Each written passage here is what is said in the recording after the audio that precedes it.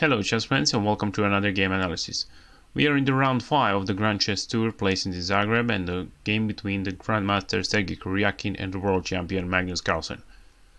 Here Karjakin opens the game with the move d4, Magnus played d5, we have c4 and e6, after that knight f3 and a6, so this is the Queen's Gambit declined opening. Sergey capture on d5, e capture d5 and then knight c3. Two knights are developed on the good squares. After that we have h6 controlling the square g5 and then bishop developed on the square f4. We have knight to f6, then e3 and bishop goes to d6. So Magnus offered dark colored bishop for trade and then Karjakin didn't accept the trade, so he moves the bishop on e5. He wants to provoke Magnus to capture on the square e5 and after that he will recapture with his knight, which is a very good position, or he can also recapture with the d pawn and that will attack the knight and the pawn on d5 is hanging.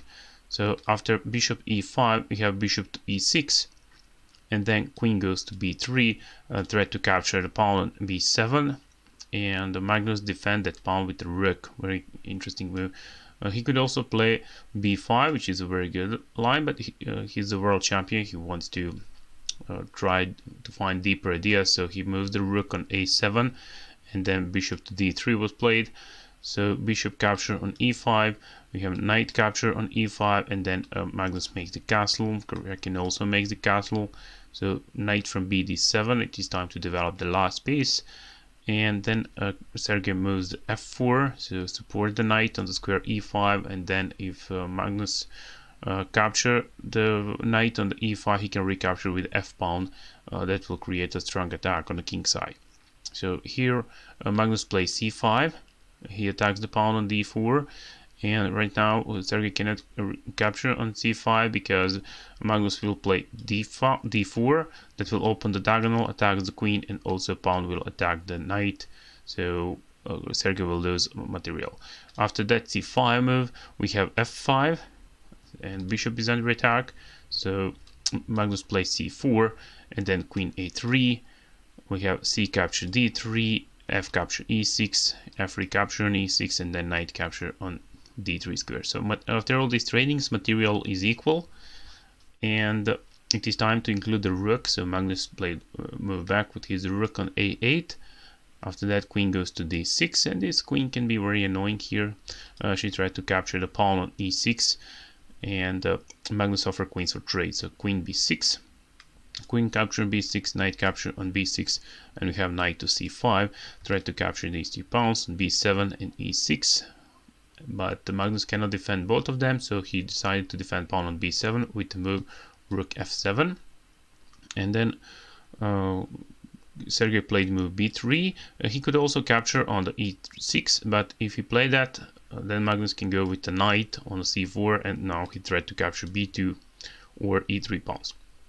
So in this position, Sergey played b3, controlling the square c4, and then after rook goes to e8, we have rook ac1, put the rook on open file, it is always a good idea. And then Magnus go with e5, he wants to open another file. After that we have h3 and then knight goes to c8. The idea of that move, knight to c8, is to transpose the knight on d6 and after that probably on the square e4. So we have knight to d3, attack the pawn on e5, so e capture d4, e recapture on d4 and then knight goes to a7, another interesting idea. So he wants to transpose the knight on c6 right now and attack the pawn on the d4 square. So knight goes to f4, two times attacking the pawn on the d5 with the two knights, but that pawn is defended just once with the knight from f6. And then we have knight to c6, knight from f capture on d5 and a knight recapture. We have knight to recapture and then rook goes to d7, attacks the knight and also a support attack on the pawn on d4.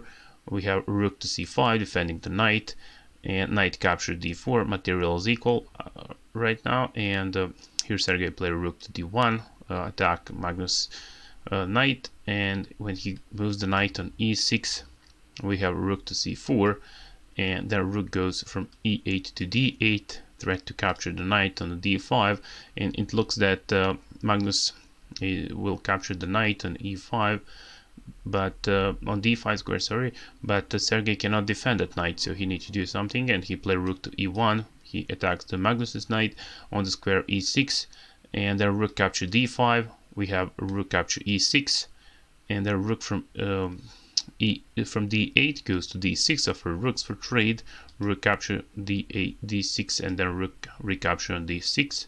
This is an unequal endgame position with the 4 pawns on both sides, and then one rook for both of them. And so this is a completely drawish game, but they play a few moves. Sergey play a4, we have b6, and then b4. So rook to d1 gives a check, so king gets out and he goes on f2 square.